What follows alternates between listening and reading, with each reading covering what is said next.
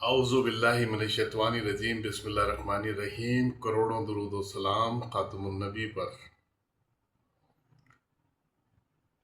नाज़रीन, मेरा मसला ये नहीं है कि इमरान खान को जो है शिफा के बजाय पिम्स में दिखाया गया या शिफा वालों ने इनकार कर दिया कि ब्लैंक मेडिकल रिपोर्ट पर साइन नहीं करेंगे। मेरा मसला ये भी नहीं है कि इसी दौरान जो है इस्लामाबाद में जो है फ़ौज को क्यों तैनात किया गया, हालांकि कोई इतने सीरियस मामला भी नहीं थे। इसके पीछे कहानी क्या है ये मैं नहीं जानना चाहता। ना ही मैं ये जानना चाहता हूँ कि 26वीं तरमीम से किसको ला महदूद जो है इख्तियारात दिए गए हैं, अनलिमिटेड किस्म के इख्तियारात दिए गए हैं। मेरा दिलचस्पी वो नहीं है।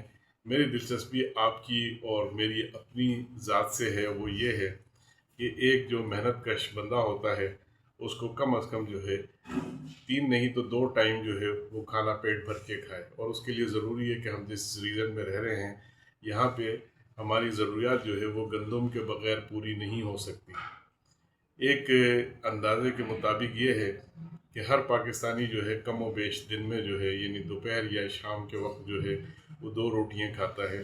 एक रोटी जो है वो 200 ग्राम की बनती है, तो उसे आलमोस्ट तकरीबन यानी 1 किलोग्राम जो है एक आटा जो है वो एक बंदे के लिए चाहिए होता है। अब अगर वो यानी बड़ा कंजूसी के साथ भी अमल करे तो फिर भी ज़रूरियत के मुताबिक जो है वो एक एक रोटी भी खाएं घर वाले।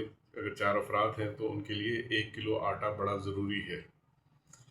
बदकिस्मती ये है कि दुनिया के 8वें नंबर पे हम गंदम पैदा करते हैं और लास्ट ईयर जो है हमने 29.6 मिलियन मैट्रिक टन गंदम जो है वो हमने पैदा की है।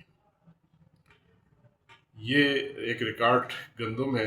इसकी ज़्यादातर जो 75% जो है पैदावार जो वो पंजाब में होती है, उसके बाद सिंध में होती है और केपी की और बलूचिस्तान में तो तकरीबन ना होने के बराबर ही होती है।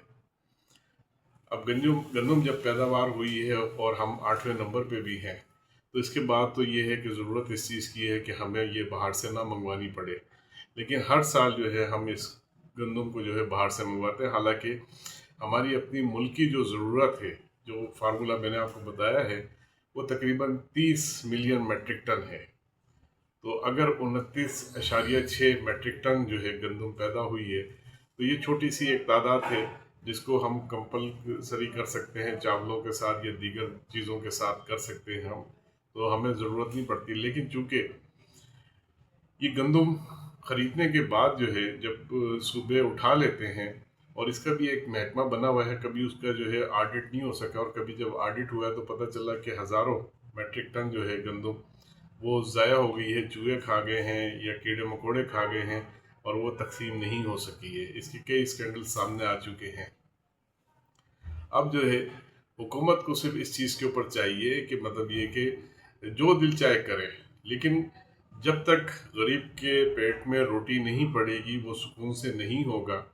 और ज़ाहिर सी बात है अल्टरनेट यही चीज़ें हैं कि वो एहतजाज की जानिब जाएगा, जिसके लिए हुकूमत जो मुख्तलिफ इक़दाम करती रहती है। कभी कंटेनर लगा रही होती है, कभी अपना बैरियर लगा रही होती है। तो मैं तो ये कहता हूँ कि आप जो दिल चाहे करें, कम अज़ कम ये है कि अगर लोगों को पेट भर के खाना मिलता रहेगा तो वो सुकून से बैठे हुए होंगे। और ये आपका बुनियादी एक फ़र्ज़ भी है हुकूमत में होते हुए कि तकरीबन ये मिले। अब आपको एक बात बताता हूँ कि यहाँ पे जो है लोग हमारे जो है पिछले दौर में तनकीद करते हुए आए हैं पिछली हुकूमत के ऊपर, नाअहल निकम्मे लोगों को कहते हुए आए हैं। अब नाअहल निकम्मे लोगों के जब मैं देखता हूँ तो मेरी आंखें खुल जाती हैं कि अपना इमरान खान के दौर में जो है 1300 रुपये फ़ी 40 किलोग्राम जो है गंदम थी। जी हाँ, 1300।